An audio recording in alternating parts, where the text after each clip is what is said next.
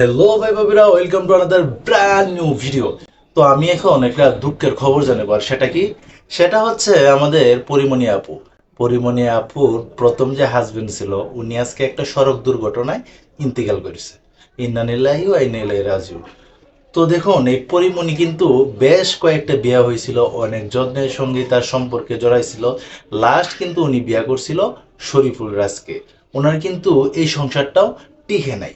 তবে আজকে যে পরিমণি এই জায়গায় আছে, তার পিছনে আসার সবচাইতে বড় যে কয়েকটা মানুষ, তারা হচ্ছে তার সাবেক দুইজন হাজবেন্ড।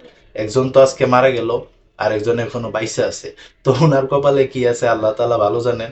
তবে পরিমণি কিন্তু বেশ কয়েকবার আলোচনায় সমালোচনার মধ্যে বেশিরভাগ থাকলেও উনি কিন্তু ওনার নিজের কাজ ঠিকই চালিয়ে যাচ্ছে। দেখুন না, কয়েকদিন আগেই শাকিব খানের একটা ফাংশন ছিল, ওইখানে গেছে। যাওয়ার পরে শাকিব খানকে আবার জড়িয়ে ধরছে।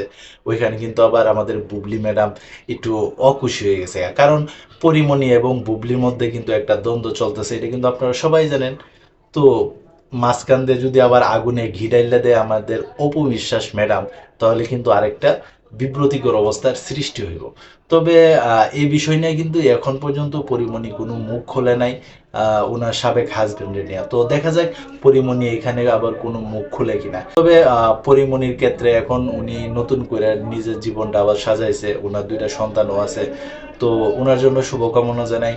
ওনার রঙ্গিলা কিতাব যে ওয়েব ফিল্মটা, ওইটাও আমি দেখলাম, বেশ ভালো কাজ করছে। পরিমণির কিন্তু এর আগে এই ধরনের ব্যতিক্রম ধর্মী কোনো কাজে কিন্তু দেখা গেছিল না।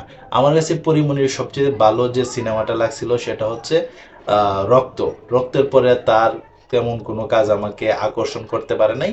লাস্ট যে কাজটা আকর্ষণ করছে সেটা হচ্ছে রঙ্গিলা কিতাব।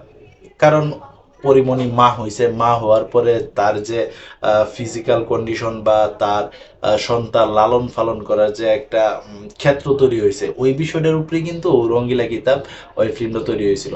ওইখানে কিন্তু পরিমণি 100-তে 100 অভিনয় করছে। তো এই ছিল এখনকার মতো ভিডিও। তো সবাই ভালো থাকবেন, সুস্থ থাকবেন, কাছের মানুষটা ভালো রাখবেন। ধন্যবাদ সবাইকে। আল্লাহ হাফিজ।